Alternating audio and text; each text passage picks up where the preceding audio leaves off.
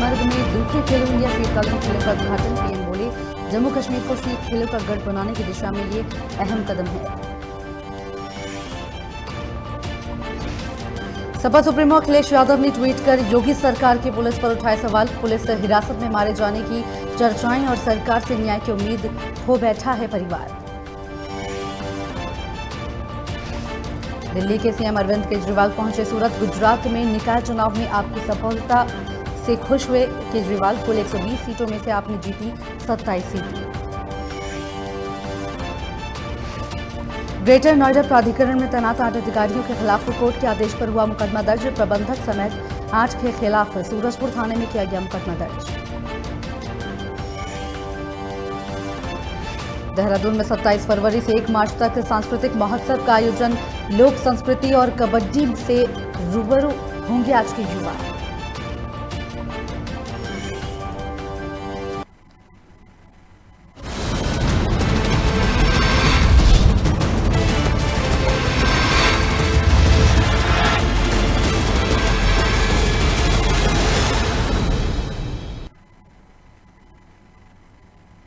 नमस्कार, स्वागत है आपका। आप देख रहे हैं खबर उत्तराखंड और मैं हूं आपके साथ आफरीन अली। बुलेटिन की शुरुआत और सबसे पहले बात करेंगे हरिद्वार की। आपको बता दें कि हरिद्वार में शनिवार को होने वाले माघ पूर्णिमा के स्नान को लेकर कुंभ मेला पुलिस पूरी तरह से तैयार है। आपको बता दें कि स्नान को मेला पुलिस में तैनात पुलिसकर्मी ही संपन्न करवाएंगे। वहीं पूरे मेला क्षेत्र को 9 जोन और 24 सेक्टरों में बांटा गया है, जहां स्नान से एक दिन पहले मेला आईजी संजय गुज्याल ने कुंभ मेले की ड्यूटी में तैनात पुलिसकर्मियों को ब्रीफ किया। वहीं इस दौरान संजय गुज्याल ने बताया कि माघ पूर्णिमा स्नान का विशेष महत्व है, जो साथ ही कहा कि हर की पौड़ी पर श्रद्धालुओं की भीड़ जुटने लगेगी, इसलिए सभी पुलिसकर्मियों की ड्यूटी लगा दी गई है। वहीं उन्होंने ये भी बताया कि हरिद्वार जिला प्रशासन की तरफ से तय की गई गाइडलाइन का भी पूर्णतया पालन कराया जाएगा।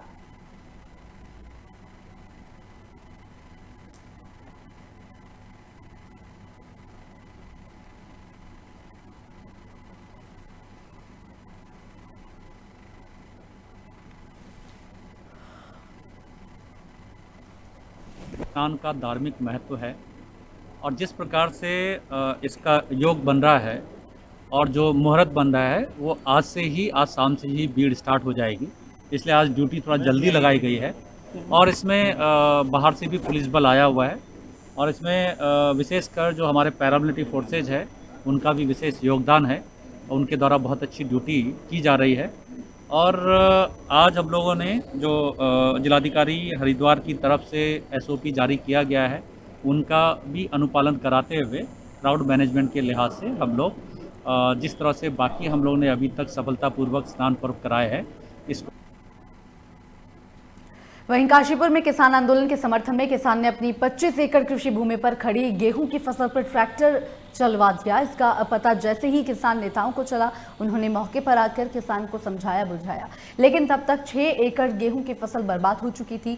आपको बता दें कि देश भर में किसान आंदोलन की आग लगातार जारी है। किसान लगातार केंद्र सरकार के खिलाफ धरना प्रदर्शन कर रहे हैं और नए कृषि कानूनों के विरोध में महापंचायत का भी आयोजन भी कर रहे हैं। किसान आंदोलन के समर्थन में आज काशीपुर के गांव बासखेड़ा के रहने वाले किसान अवतार सिंह ने अपनी 25 एकड़ में फैली गेहूं की फसल को नष्ट करने के लिए ट्रैक्टर चलवा दिया। इस दौरान अवतार सिंह ने देश के प्रधानमंत्री को तानाशाह करार देते हुए कहा कि आज आंदोलन का 94वां दिन है और इस दौरान 200 किसान आंदोलन में शहीद हो गए हैं, लेकिन प्रधानमंत्री ने उनके लिए एक शब्द भी नहीं बोला और इस आंदोलन को सरकार को चलने में लगी हुई है।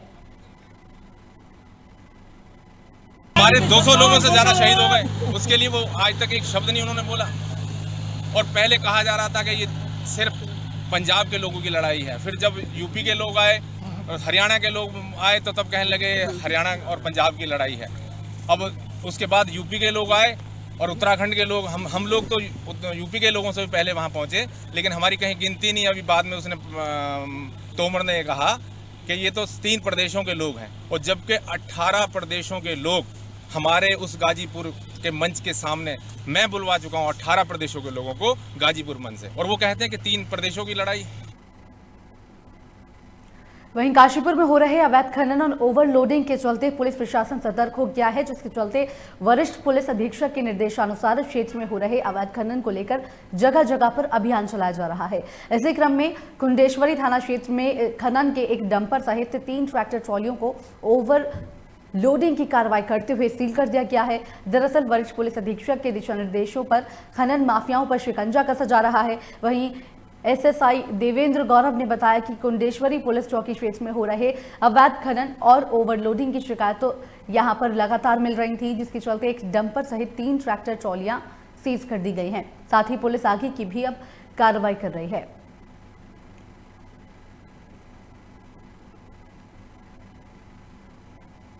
हाँ, ये समय समय पर अवैध खनन से संबंधित सूचनाएं प्राप्त होती रहती हैं। इसी के क्रम में कुंडेश्वरी चौकी द्वारा 3 ट्रैक्टर ट्रॉली और एक डंपर को अवैध खनन करते हुए ओवरलोडिंग में पकड़ा है और कार्रवाई निरंतर जारी है। साथ ही साथ श्रीमान वरिष्ठ पुलिस अधीक्षक महोदय के भी इस संबंध में कड़े निर्देश हैं कि अवैध खनन में प्रभावी अंकुश लगाया जाए।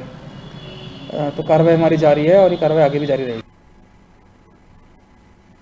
हल्द्वानी में बीते दिनों हुई छात्र नेता की संदिग्ध मौत की जांच सीबीआई से कराए जाने को लेकर बीजेपी अनुसूचित मोर्चा के मंडल अध्यक्ष मनोज मौर्य की अगुवाई में बीजेपी कार्यकर्ताओं ने तहसील पहुंचकर पटवारी मनोज रावत को मुख्यमंत्री के नाम ज्ञापन दिया। इस दौरान मंडल अध्यक्ष मनोज मौर्य ने कहा कि बीते दिनों छात्र नेता सुंदर आर्या की संदिग्ध अवस्था में मृत्यु हो गई थी, जिसका पुलिस ने पंचनामा कर पोस्टमार्टम के लिए भेज दिया था, लेकिन एक हफ्ता बीत जाने के बाद भी पुलिस मौत के कारणों का पता नहीं लगा पाई है। इसीलिए छात्र नेता की मौत की सीबीआई जांच होनी चाहिए। यही मांग को लेकर आज मुख्यमंत्री के नाम ज्ञापन सौंपा गया है।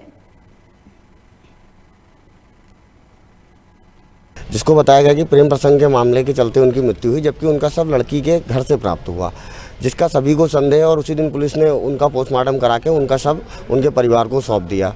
लेकिन अनुसूचित समाज के नेता थे, छात्र नेता भी रह चुके और बहुत ही भले व्यक्ति थे, और जिस तरह से उनकी मृत्यु बताई जा रही है उस पर किसी को भी यकीन नहीं हो रहा। तो हमारी मांग है, हमने अभी तहसीलदार साहब के माध्यम से सीएम साहब को ज्ञापन भेजा है कि इसकी सीबीआई जांच कराई जाए, जिससे कि सुंदरलाल आर्या जी को न्याय मिल सके।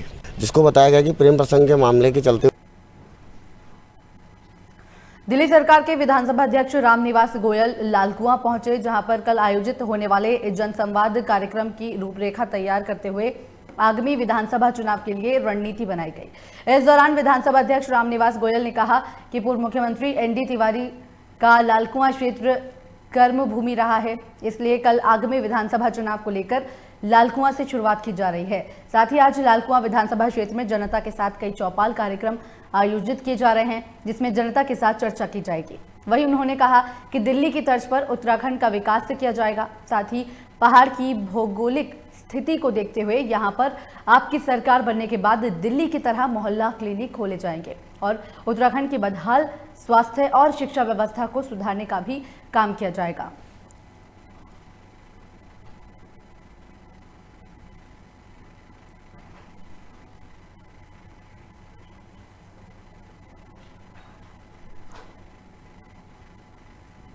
मैं उन्हीं को आज समझने के लिए आया हूं कि आम आदमी पार्टी उत्तराखंड के मुद्दों को लेकर कैसे तालमेल कर सकती है, कैसे उनका समाधान कर सकती है।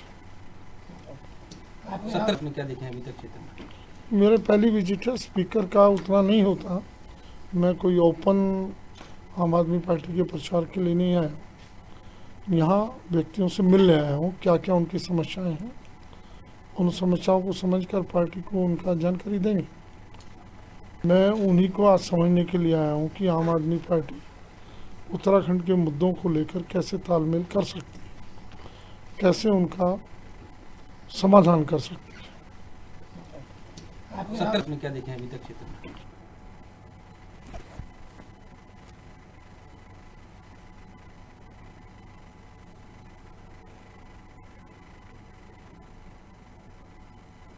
वहीं लक्सर के बहालपुरी गांव में रहने वाले एक युवक और युवती की वीडियो सोशल मीडिया पर वायरल हो रही है, जिसमें युवती को ये कहते सुना जा रहा है कि हम अपनी मर्जी से मर रहे हैं। इसमें हमारे घर वालों का कोई दोष नहीं है। वीडियो धीरे धीरे युवती के परिजनों तक पहुंच गया और युवती के परिजनों ने पूरे मामले पर संज्ञान लिया। आपको बता दें कि परिजनों ने युवती पर दबाव डाला और पूरे मामले की जानकारी हासिल की तो मामला कुछ और ही सामने निकल कर आया। पूरे मामले को लेकर युवती के परिजन लक्सर कोतवाली पहुंचे और उन्होंने मामले की तहरीर कोतवाली पुलिस को दी। लक्सर कोतवाल प्रदीप चौहान ने बताया कि आज अपने परिजनों के साथ एक युवती कोतवाली आई थी। उसने अपने साथ हुए गलत कार्यों को लेकर एक तहरीर अपने ही गांव के एक युवक के खिलाफ दी, जिसमें आईपीसी की धारा 376 में मामला दर्ज कर लिया गया है। मामले की जांच की जा रही है और साथ ही आरोपी की धरपकड़ के लिए दबिश दी जा रही है। जल्द ही आरोपी को पकड़ लिया जाएगा।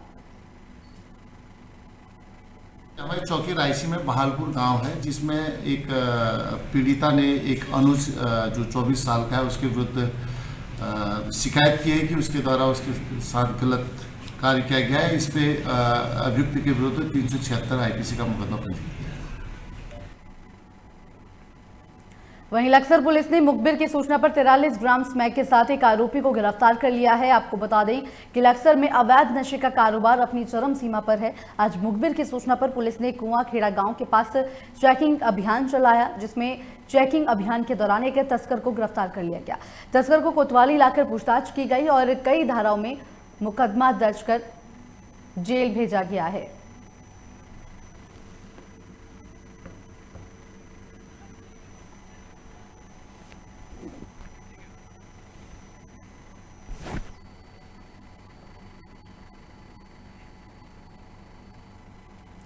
वहीं स्वस्थ होने के 1.5 साल बाद राज्यसभा सांसद अनिल बलूनी रामनगर दौरे पर पहुंचे, जहां उन्हें विश्व प्रसिद्ध गर्जा मंदिर के टीले में आई दरार के बारे में बताया गया। आपको बता दें कि गर्जा मंदिर देश विदेश में आस्था का धाम है, जहां पर व्यवसाय से जुड़े कई लोगों की रोजी रोटी जुड़ी हुई है और हिंदुओं की आस्था साथ ही यहां पर प्रतीक भी है, जिस पर अनिल बलूनी ने बताया कि आज सुबह मंदिर समिति के लोग मुझसे इस संबंध में मिलने के लिए आए थे। मैंने उनसे कहा है कि इस संबंध में राज्य सरकार से बात करूंगा और मंदिर को बचाने का हर प्रयास किया जाएगा। उन्होंने कहा कि गर्जिया मां पर हम सभी की बड़ी आस्था है। मंदिर के टीले को बचाने के लिए जो जो प्रयास करने होंगे वह करेंगे।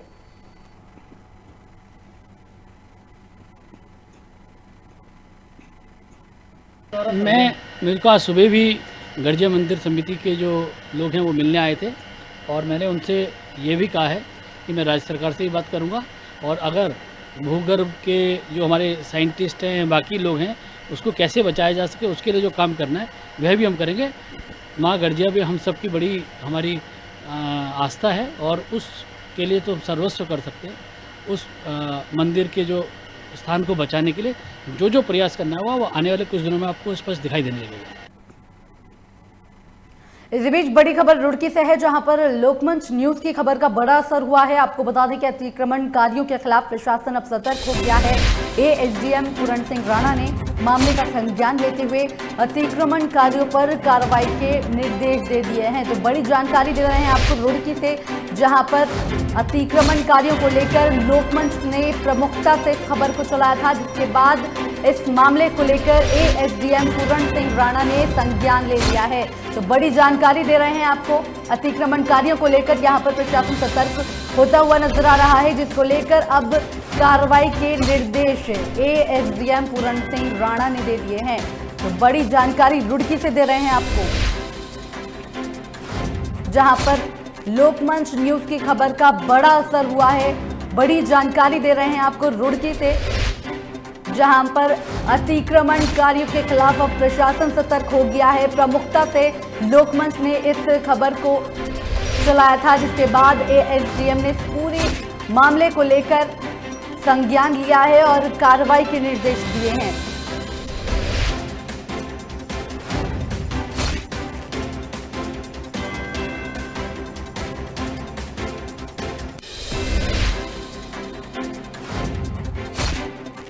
तो बड़ी और अहम खबर रुड़की से आपको दे रहे हैं, जहां पर अब प्रशासन की रडार पर अब अतिक्रमणकारी आ गए हैं। लोकमंच ने इस पूरे मामले को लेकर प्रमुखता से उठाया था, जिसके बाद प्रशासन ने इस मामले को गंभीरता से लिया। एएसडीएम पूरण सिंह राणा ने इस मामले का संज्ञान लेते हुए अतिक्रमणकारियों के खिलाफ कार्रवाई के निर्देश दे दिए हैं।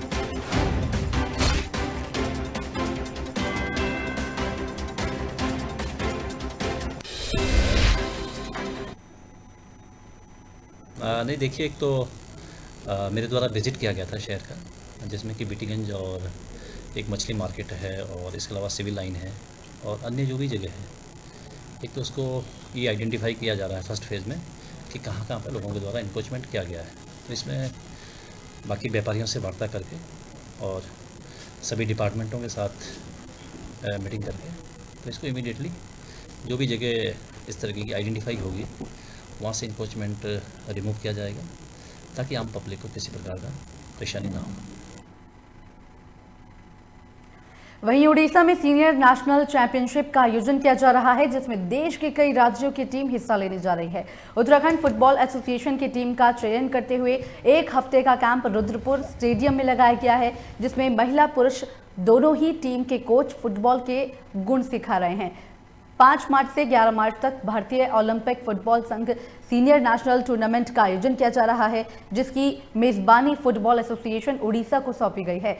टूर्नामेंट में देश के लगभग 28 से 29 राज्यों की टीम हिस्सा लेंगी। उत्तराखंड फुटबॉल एसोसिएशन की टीम का चयन किया जा रहा है, जिसको लेकर खिलाड़ियों के लिए Uttarakhand football association Rudrapur stadium में 1 सप्ताह का कैंप लगाया गया, जिसमें प्रदेश भर से चयनित महिला पुरुष टीम के 12-12 खिलाड़ी हिस्सा ले रहे हैं। चयनित खिलाड़ियों के लिए रुद्रपुर स्टेडियम में कैंप का भी आयोजन किया जा रहा है।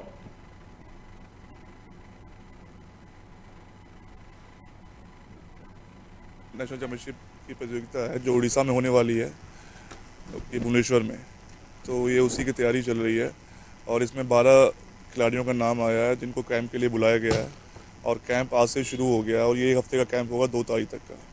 उसके बाद यहाँ से खिलाड़ी सीनियर नेशनल के लिए उड़ीसा जाएंगे, जहाँ से 5 से 11 तक जहाँ चैंपियनशिप होगी उसमें प्रतिभाग करेंगे। मुझे तो लगता है कि 28 टीम आएगी कम से कम, क्योंकि ये सीनियर नेशनल है, ये बहुत बड़ा चैंपियनशिप है। तो आई थिंक सारी स्टेट आई, क्योंकि कोविड के चलते सब लोग घर में ही थे, ना कोई खेल पाए ना कुछ इवेंट हुआ है, तो ये बहुत बड़ा इवेंट होगा। वहीं टिहरी जिला पंचायत की बैठक अध्यक्ष सोना सचवाण की अध्यक्षता में आयोजित की गई। बैठक में जिला पंचायत की समितियों की बैठक के साथ पिछली बैठक की कार्रवाई और अनुपालन पर भी चर्चा की गई। बैठक में स्वरोजगार के लिए जिला योजना के विभागों पर जारी बजट पर चर्चा करते हुए जिला पंचायत अध्यक्ष सोना सचवाण ने कहा कि स्वरोजगार की धनराशि का 100% जमीन पर काम हो। स्वरोजगार योजनाओं को दी जाने वाली धनराशि में किसी भी तरह की कोताही बर्दाश्त नहीं की जाएगी। स्वरोजगार योजनाओं की जमीनी हकीकत को परखने का काम किया जाएगा। साथ ही जिला पंचायत अध्यक्ष सोना सचवाण ने बताया कि इस त्रैमासिक बैठक में आगामी के लिए 40,05,54,000 के बजट के आवंटन पर चर्चा की जानी है, जिसके लिए प्रमुख विभागों को बैठक में बुलाया गया है। स्वरोजगार, महिला सशक्तिकरण और युवाओं को रोजगार से जोड़ने के लिए उद्यान विभाग और साथ ही कृषि विभाग को 10-10 करोड़ की धनराशि दी गई है। विभागों को योजनाओं को धरातल पर उतारकर जरूरतमंदों को लाभ देने के लिए कहा गया है। साथ ही प्रदेश के मुख्यमंत्री त्रिवेंद्र सिंह रावत सहित जिला पंचायत का प्रयास है कि जो धन जनता के कल्याण के लिए दिया गया है वो पैसा जनता के हित में ही खर्च हो। उस बजट का अनुमानित जो बजट है 40,05,54,600 रुपये है। जो जिला योजना में जो पैसा दिया गया है उस पैसा का सदुपयोग कैसे करना, उद्यान विभाग को 10 करोड़ मिला हुआ है, जिला कृषि विभाग को भी 10 करोड़ मिला हुआ है। जो हमारी भारत सरकार की और राज्य सरकार की जो गाइडलाइनें हैं, जो मतलब जिला योजना से जिनसे ये पैसा दिया गया है उसकी समीक्षा बैठक भी की जा रही है। और वहीं टिहरी पहुंचे राज्यसभा सांसद प्रदीप टम्पा ने चमोली आपदा को लेकर राज्य और केंद्र सरकार पर निशाना साधते हुए कहा कि चमोली के रैणी में आपदा प्रबंधन तंत्र पूरी तरह से फेल साबित हुआ है और बेबस सरकार ने अब मिसिंग लोगों को मृत घोषित कर अपना पल्ला झाड़ लिया है। सरकार के पास मिसिंग लोगों को खोजने के लिए कोई प्लान नहीं है और न ही ऐसी आपदाओं से निपटने के लिए तैयारी। अगर भविष्य में टिहरी डैम में कोई आपदा आती है तो क्या होगा? सरकार को चाहिए कि वो ऐसी आपदाओं से निपटने के लिए प्लानिंग तैयार करे और लोगों को बताए।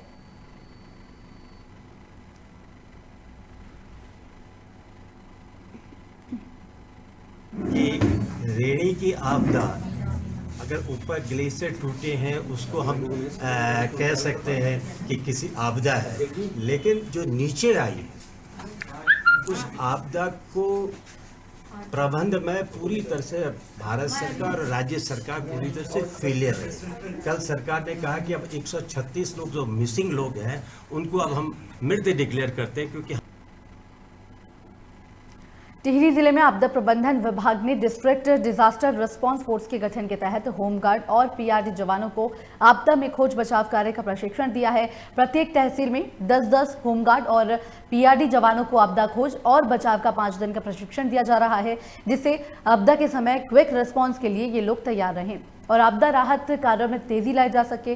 जिला आपदा प्रबंधन अधिकारी का कहना है कि प्रत्येक तहसील में ऐसे 10 लोगों की टीम तैयार की जा रही है जो आपदा या अन्य किसी तरह की दुर्घटनाओं के समय क्विक रिस्पांस कर आपदा राहत कार्यों के लिए तैयार रहेंगे।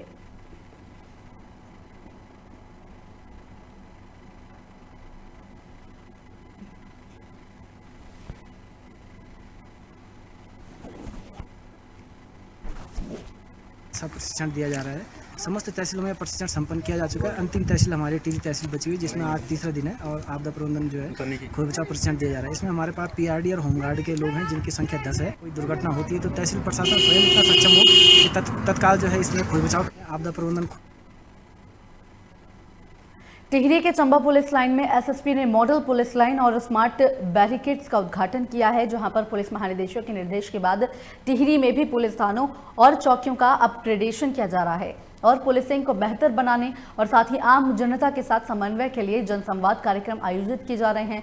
एसएसपी का कहना है कि पुलिसिंग को बेहतर और स्मार्ट करने के लिए लगातार प्रयास किए जा रहे हैं और जनसंवाद कार्यक्रमों के जरिए जनता और पुलिस के बीच बेहतर तालमेल बनाया जा रहा है, जिससे आपराधिक घटनाओं को कम करने की कोशिश की जा रही है।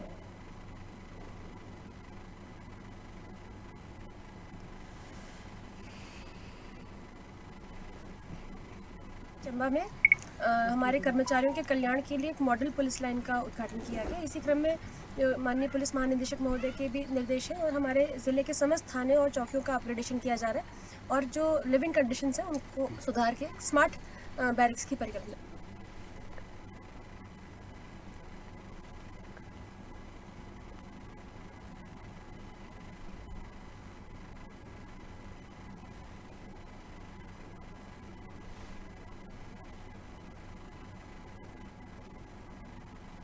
वहीं गांव कानिया क्षेत्र में बाघ के आतंक को लेकर ग्रामीणों ने जुलूस प्रदर्शन किया है और साथ ही कॉर्बेट टाइगर रिजर्व के कार्यालय पहुंचकर हंगामेदार सभा करते हुए जंगली जानवरों से सुरक्षा के लिए मांग की है। गुरुवार को अलग अलग क्षेत्रों के ग्रामीणों ने कानिया चौराहे से जुलूस निकालते हुए कॉर्बेट पार्क प्रशासन के खिलाफ नारेबाजी करते हुए कार्यालय पहुंचे और हंगामेदार सभा करते हुए पार्क प्रशासन पर गंभीर आरोप लगाए। ग्रामीणों का कहना था कि 15 दिन पहले गाँव की रहने वाली कमला देवी नाम की महिला को बाघ ने अपना शिकार बना लिया था। घटना के बाद से ही बाघ लगातार गांव में दिखाई देने से ग्रामीण दहशत में हैं और इसके कारण महिलाएं जंगल भी लकड़ी और घास लेने नहीं जा रही हैं। ग्रामीणों का कहना है कि घटना के दिन ग्रामीणों के हंगामे के बाद मौके पर पहुंचे पार्क के अधिकारियों ने गांव में बाघ के आतंक को लेकर ग्रामीणों से जंगल में ना जाने की अपील करते हुए ग्रामीणों को लकड़ी और घास उपलब्ध करवाए जाने के साथ ही बाघ को पकड़ने की बात कही थी। जबकि ग्रामीणों ने कहा कि पार्क प्रशासन के अधिकारियों और ने अपना आश्वासन यहां पर नहीं निभाया है। साथ ही उनका कहना है कि आज तक लकड़ी और घास उपलब्ध भी नहीं करवाई गई है। कई दिनों से एक बाघ का आतंक यहाँ पर चल रहा है और जिसमें कि कई लोग घायल हो चुके हैं और एक महिला को बाघ ने मौत के घाट उतार दिया और लोगों को डर के साए में यहाँ पर जीना पड़ रहा है। और जो कॉर्बेट प्रशासन है उसकी नाकामी साफ दिख रही है। अभी तक न तो बाघ को वहाँ से शिफ्ट किया गया है न पकड़ा गया है और लोगों में आक्रोश बहुत जल्दी बढ़ रहा है। और जो प्रशासन ने लोगों से कहा था कि आप जंगल न जाएं, हम आपको घास और लकड़ी उपलब्ध कराएंगे, लेकिन प्रशासन ने अभी तक उपलब्ध नहीं कराया है। देखिए, कानिया गांव में कुछ दिनों पहले एक महिला की डेथ हुई थी। उस एक टाइग्रेस है उसके कारण, और जो टाइग्रेस है उसको लगातार हम ट्रैक कर रहे हैं। कैमरा ट्रैप और पिंजरा दोनों चीज़ें वहाँ लगा दी गई हैं। लेकिन जो कैमरा ट्रैप में से फ़ोटोज़ आ रहे हैं उसमें उस टाइग्रेस के साथ 2 और उसके बच्चे भी हैं। तो ऐसे स्थिति में उसको ट्रैंकुलाइज करना और उसको रेस्क्यू करना में थोड़ी दिक्कत हो रही, खास करके ऐसी स्थिति में यदि बच्चे पहले ट्रैंकुलाइज हो जाते हैं या पकड़ में आ जाते हैं तो उसमें बाघिन के और भी ज़्यादा आक्रामक और भी ज़्यादा नुकसान पहुंचाने की संभावना है। तो इन सब चीज़ों को ध्यान में रखते हुए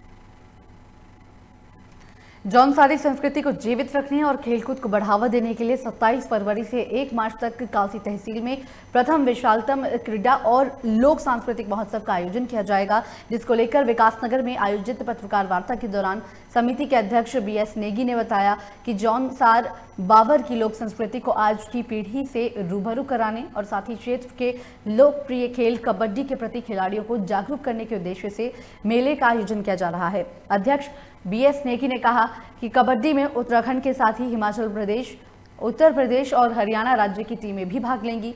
साथ ही 3 दिवसीय इस क्रीड़ा और सांस्कृतिक महोत्सव में स्थानीय लोक कलाकारों के अलावा संस्कृति विभाग से जुड़े लोक कलाकार भी मौजूद रहेंगे। ये करने का एक लक्ष्य इस बार हमने परिवर्तन किया। इसमें क्या सभी पौराणिक संस्कृति मिलेगी, जैसे पहाड़ का जो वेशभूषा है? बिल्कुल, इसमें सब हमारे नाच गाने ग्रुप, सांस्कृतिक दल, सांस्कृतिक सूचना से सब जो ग्रुप आएंगे उनका भी इंतजार रहेगा। जो हमारे लोकलिटी में क्या क्या माताएं बहनें आएंगी वो भी नाच वहाँ पर देखने को मिलेगा, नृत्य जिसको कहते हैं।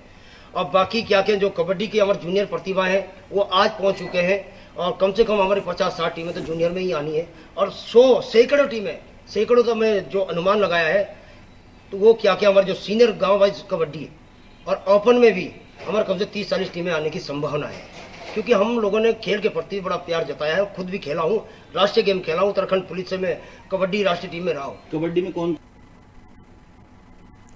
वहीं प्रदेश में जारी उपनल कर्मियों की हड़ताल का असर उपजिला चिकित्सालय विकासनगर में भी देखने को मिल रहा है। दरअसल समान वेतन समान कार्य की मांग को लेकर प्रदेश के सभी उपनल कर्मचारी एकजुट हो गए हैं, जिसके चलते उप जिला चिकित्सालय विकासनगर में तैनात 23 कर्मचारी भी हड़ताल पर चले गए हैं, जिसकी वजह से चिकित्सकीय कार्यों में परेशानी हो रही है। उप जिला चिकित्सालय विकासनगर के प्रभारी डॉक्टर विजय सिंह के मुताबिक चिकित्सालय में तैनात आउटसोर्स कर्मियों के हड़ताल पर चले जाने से रोगियों और चिकित्सकों को परेशानियों का सामना करना पड़ रहा है। अगर लंबे समय तक हड़ताल जारी रही तो स्वास्थ्य सेवाओं में भी कमी करनी पड़ेगी, जिसका असर यहां आने वाले रोगियों पर पड़ेगा। हमारे यहाँ उपनल से करीबन 23 कर्मचारी हैं और क्योंकि अभी वो लोग हड़ताल पे हैं इसलिए काफ़ी परेशानी हमें उठानी पड़ रही हैं। अभी तो हमारे जो नियमित स्टाफ है हम उनसे डबल ड्यूटी करा के, एक्स्ट्रा करा के, एडजस्ट करके काम चला रहे हैं, लेकिन ऐसा लंबे समय तक करना संभव नहीं हो पाएगा। अगर लंबे समय तक होता है तो फिर हमें अपनी सेवाओं में कमियां करनी पड़ेंगी। और अभी भी हमारा जो मरीज आ रहे हैं उनको टाइम बहुत लग रहा है क्योंकि हमारे पास कर्मचारियों की कमी हो गई है, लोगों को काफ़ी देर तक इंतजार करना पड़ा। इसी के साथ खबर उत्तराखंड में फिलहाल इतना ही। तमाम खबरों के लिए देखते रहिए लोकमंच।